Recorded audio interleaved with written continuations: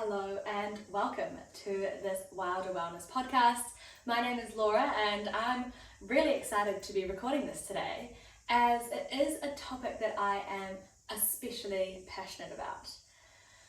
Stress is the new smoking is the title of this podcast, and I suppose why I've brought that into, why I've compared it to smoking is because we all know and we've all been educated highly on how bad smoking is for us. We can look at population level data and we know that smoking increases our risk of pretty much all sort of chronic diseases.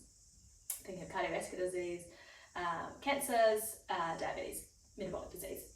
So thinking about stress in that way might help you understand how incredibly important it is. And one of the other reasons I wanted to speak about this topic is that it is the issue that I have to, it is the issue that I often spend a lot of time dealing with my clients. So I'm a nutritionist. I deal in nutrition and improving somebody's diet, but if they're eating a healthy, colourful, whole food diet and they're still dealing with crazy amounts of stress day to day, then no matter how much good food that they're eating, they possibly still won't feel as good as they could feel if they got on top of the stress in the types of stress that they can control. And we'll go into that in a second. So let's start off by talking about how our immune system evolved. We, as humans, evolved over millions of years to become the people we are today, to have the physiology that we have today. And for most of that time, we were out in the wild, hunter-gatherers, living in tribes. So our nervous system and our stress response evolved to keep us alive. And we've survived. We're an incredibly successful species. We've got humans over the entire globe now.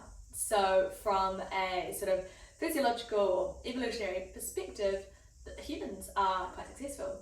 But the types of stresses that we deal with in the modern day do not put our life in danger, but our nervous system does not understand that. So back in the savannah, thinking of the African plains, we were confronted with types of stresses that would actually possibly be a threat to our life. Think of things like an invading tribe coming to, take over our territory, or, some sort of war between two tribes, or within the tribe even. Think about a famine where there's not enough food, a drought, not enough water, floods, too much water. Things that we've kind of experienced recently, funny enough. But these stresses and not enough food being a big stressor that was a result of a drought or a famine meant that the stress response was designed to maintain our short-term survival. So the survival of that specific being individual, not necessarily the long-term survival. And that'll be important in a second when I go through why that's important.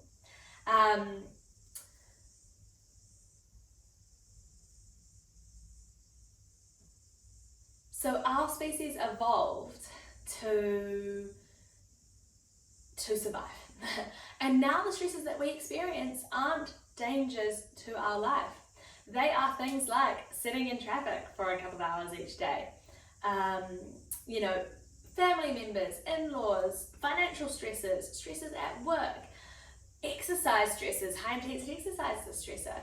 And so all these things add on to our physiological stresses, which I'll also go into, to put this really massive load of stress on our body that our body thinks literally means there is some sort of danger that we may not survive this period of stress. And so our body is designed to tolerate stress, but for short periods, for 6 months, for maximum a year. But the types of stresses that I'm seeing in my clients last for years and years and years and years and years. They've had 20 years of maybe physiological stress. They've had 20 years of a very busy, demanding job. They've had 3 or 4 years of this and then 3 or 4 years of that. It may not be the same stressor over that period of time, but there's always something there. And so, yeah, we get these different types of stresses that our nervous system literally perceives to be danger to our life. And so what our nervous system is perceiving is all these cues from the environment. Our hypothalamus and our pituitary are constantly looking to see, is the environment safe? Is it safe? Is it safe? And that each time it asks that question, it's a yes or no, it's a yes or no, it's a yes or no.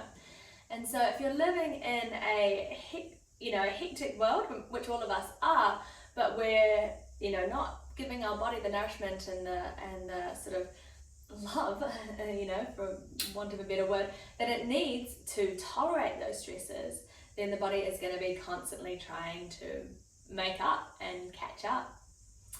So the other types of stresses, I kind of talked about the emotional stresses. Think of financial stress, stress at work. That's emotional stresses. Those are kind of to do with our mind and to do with our thoughts. We can also think of physiological stresses. So think of something like an injury or like a sore knee or aches and pains. Think of things like really high and low levels of sugar in the blood. Unstable blood sugars are quite a strong physiological stress. So that's something I deal with a lot with my clients because it is a really food-orientated thing.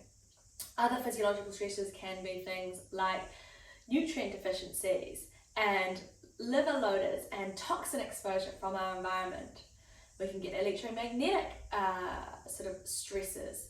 We can get chemical stresses. There's all sorts of things that our body is dealing with. And so I suppose what I want to bring to your attention today is how can we really think about those stresses, all the different types of stresses that our body is dealing with. Can we remove any of them? Can we modulate how the body perceives them? Those ones that we can remove or control, what are those and what are we going to do about them? And so the other thing I want to mention is that stress isn't conscious. I sort of mentioned these emotional stresses, and sometimes quite often people don't even understand that they're stressed until I might point out, oh, but you're dealing with this and this and this and this. You've got a lot on your plate right now. That means your body is possibly perceiving there to be a lot of stress. And so it's not a conscious thought, I'm highly stressed, necessarily running around. It's very subconscious. And when I talk about the nervous system, I'm talking about this nervous system that is controlled completely unconsciously. The body is just taking messages from our pituitary and sending it out to the body. So yeah, that's something to think about. It's not necessarily a conscious stress, it's very unconscious. And so what that means is potentially we need to talk to the body in an unconscious way, and sometimes it feels nonsensical in a way, but that's a really important thing to think about, is talking to the nervous system in a way that, in a language that it understands. Anybody who's been to my yin yoga class will know that I hit this home really hard in yin yoga because it's a really dedicated, perfect space to come in and allow the nervous system, allow the body to really deeply relax. Sometimes even when we're sitting and we're relaxing, we're quite often on our phone. That's not actually a really deep relaxation at a nervous system level.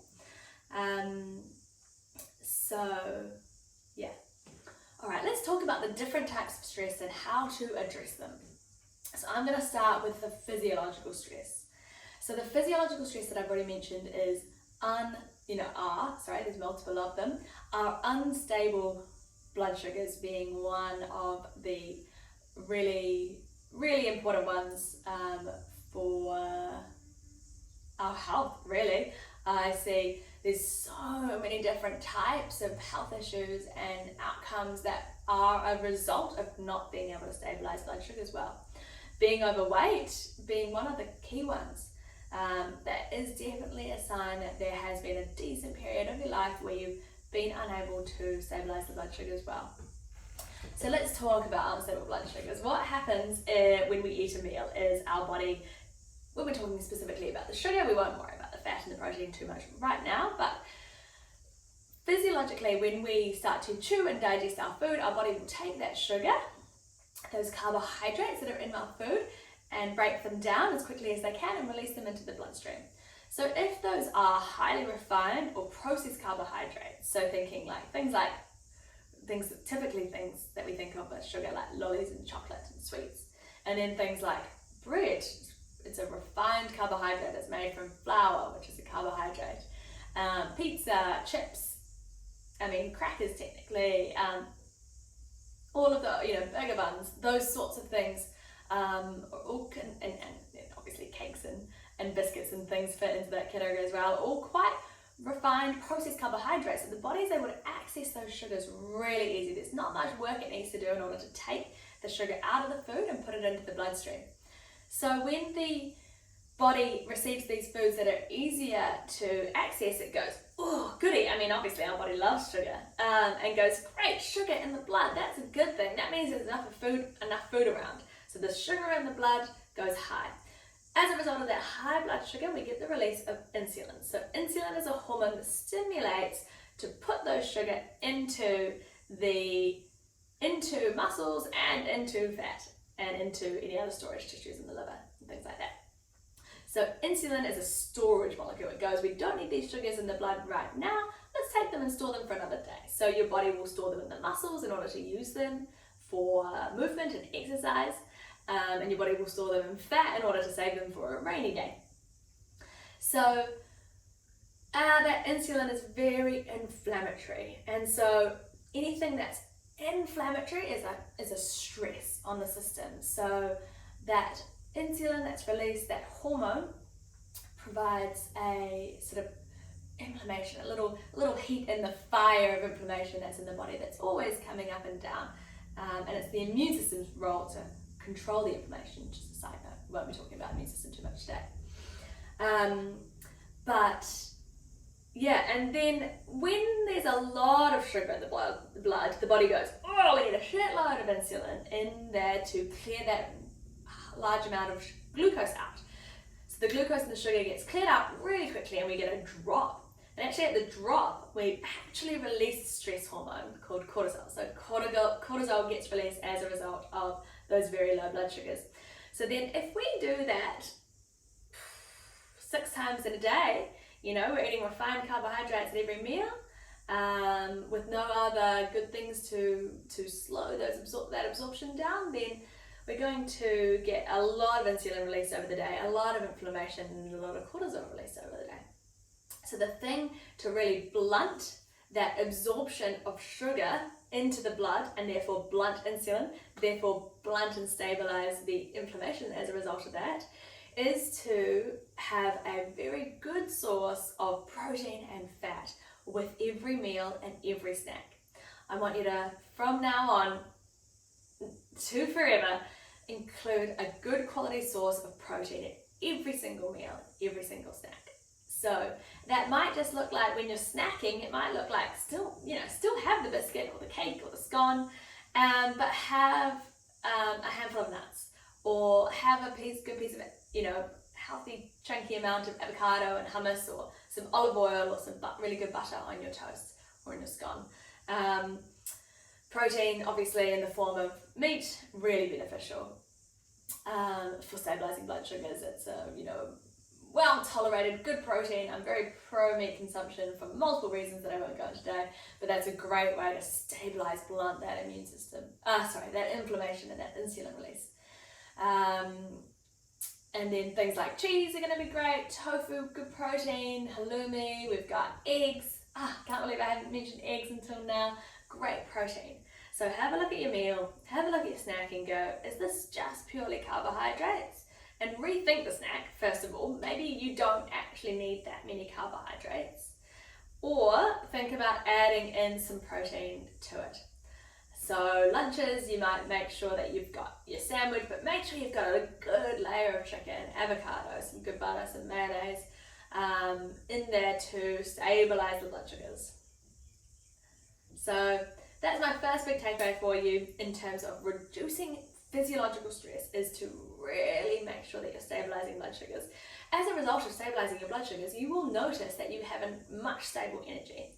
And that's going to flow on to have a much, much, much better, especially for the woman out there, stable effect on your sex hormones as well, your estrogen, your progesterone, and your testosterone.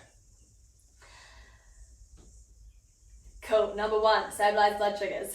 Number two, let's think about getting enough nutrients in. So lack of nutrient or nutrient deficiency is another big physiological stress that I see. So maybe it's vitamin D or not enough magnesium, not enough zinc, not enough, what are the other big deficiencies? Selenium, not enough iodine, not enough iron. These are all nutrients that we get in our food, and we will get in good amounts in our, what's this fly doing? Sorry team. We will get good amounts if we're eating a really colourful whole food diet, you know, with plenty of greens, plenty of almonds, plenty of good quality meats and proteins and salmons.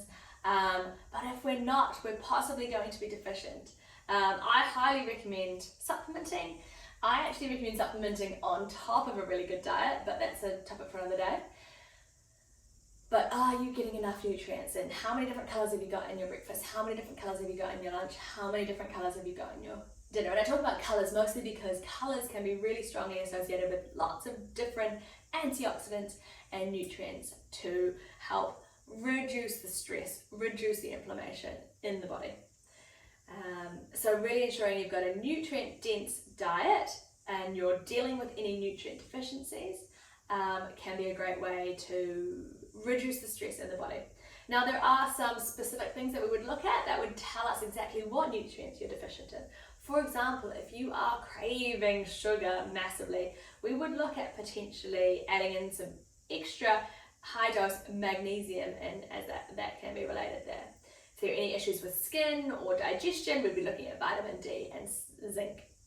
If you've got issues with thyroid or with your metabolism, we would be looking at iodine and selenium, etc., etc. There are many different ways and many different deficiencies and many different ways that they can manifest.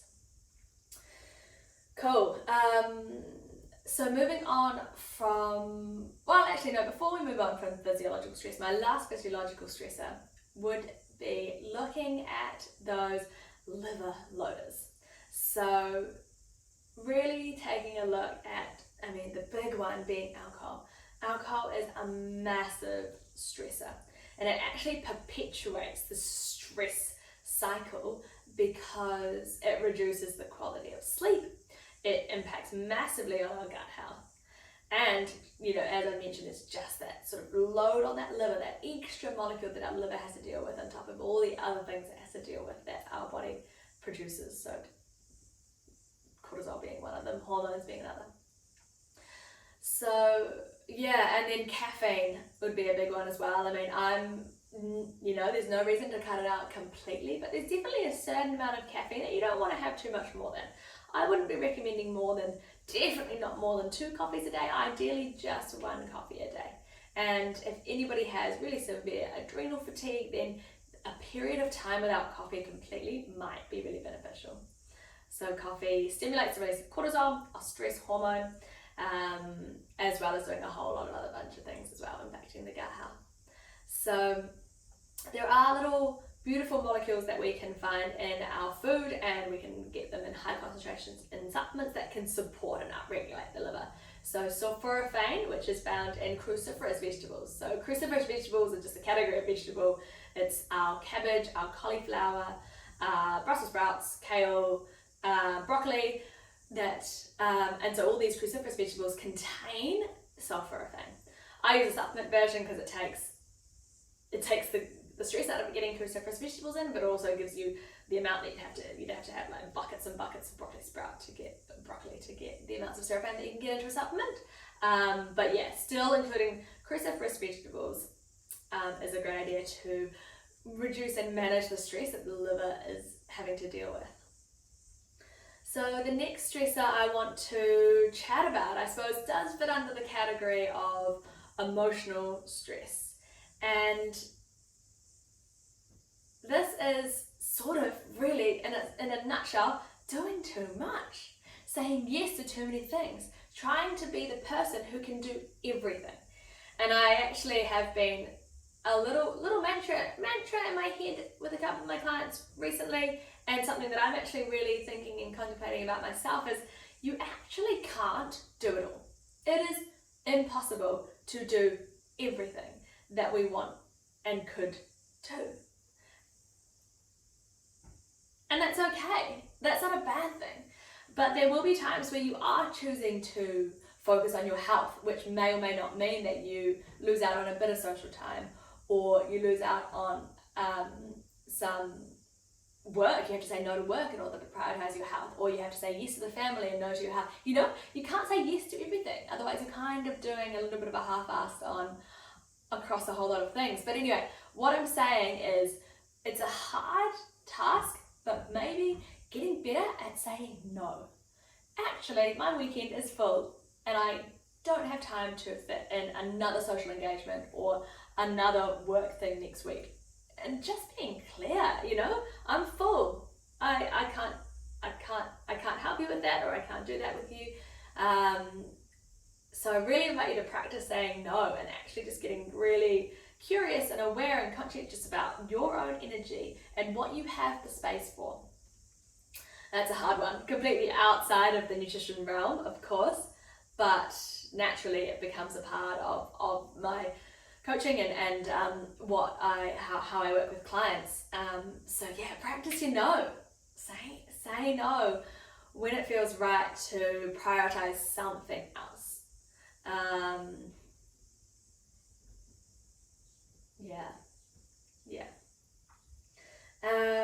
The last one here for a stressor is actually exercise.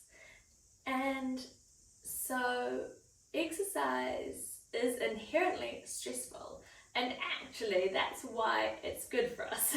So I'm not saying take out exercise, take out stress completely, although actually, to be honest, there are some people who that might be beneficial for just a short time.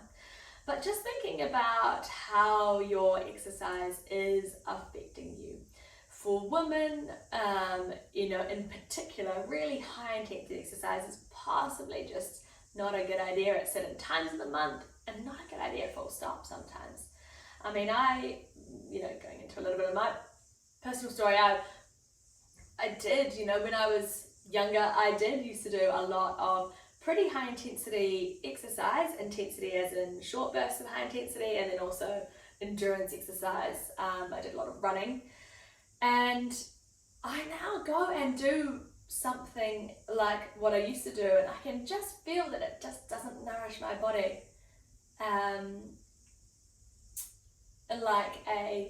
Like a more restorative yoga class does, or like a walk, or like going surfing. My exercise is very sort of orientated around finding fun and getting outside, so that's what I really find nourishing. And that doesn't mean you can't work out in a gym, that's not what I'm saying, but just really having a look at your exercise, whether it is too much intensity for you. Do you exercise and then feel tired afterwards? Do you exercise and then you feel like you take even like 2 or 3 days to recover? That's a sign that you are pushing the body too hard. There may be a time and a place when you are able to exercise like that again, but for whatever reason, right now, with the other stresses that you are dealing with, that's too much for you. So yeah, looking at exercise, bringing in a yin yoga instead of a high intensity session, just once a week, maybe just swapping one out. I am, as I already mentioned, I am the big proponent of yin yoga. Like it's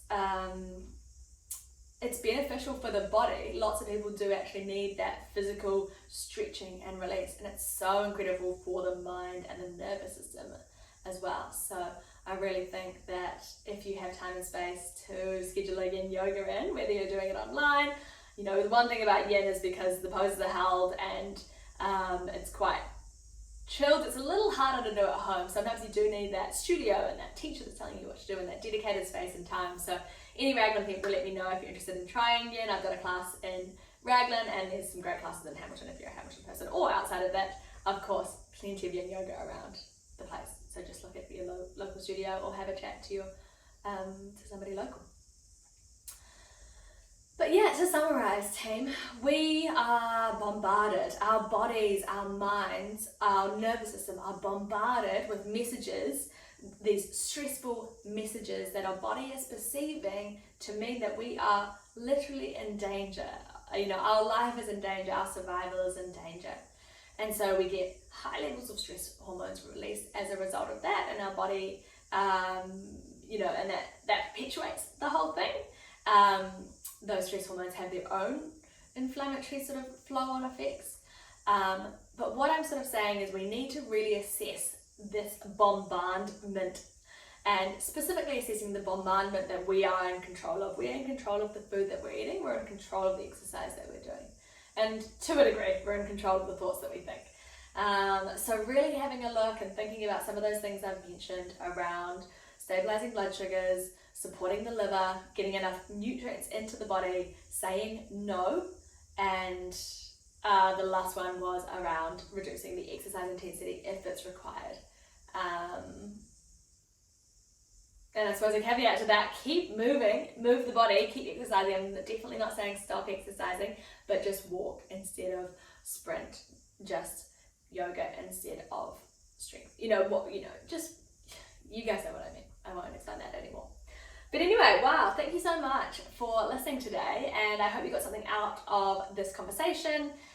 Please give me a follow on Instagram if you aren't already with me there. My handle is @Wilder, WILDR_wellness.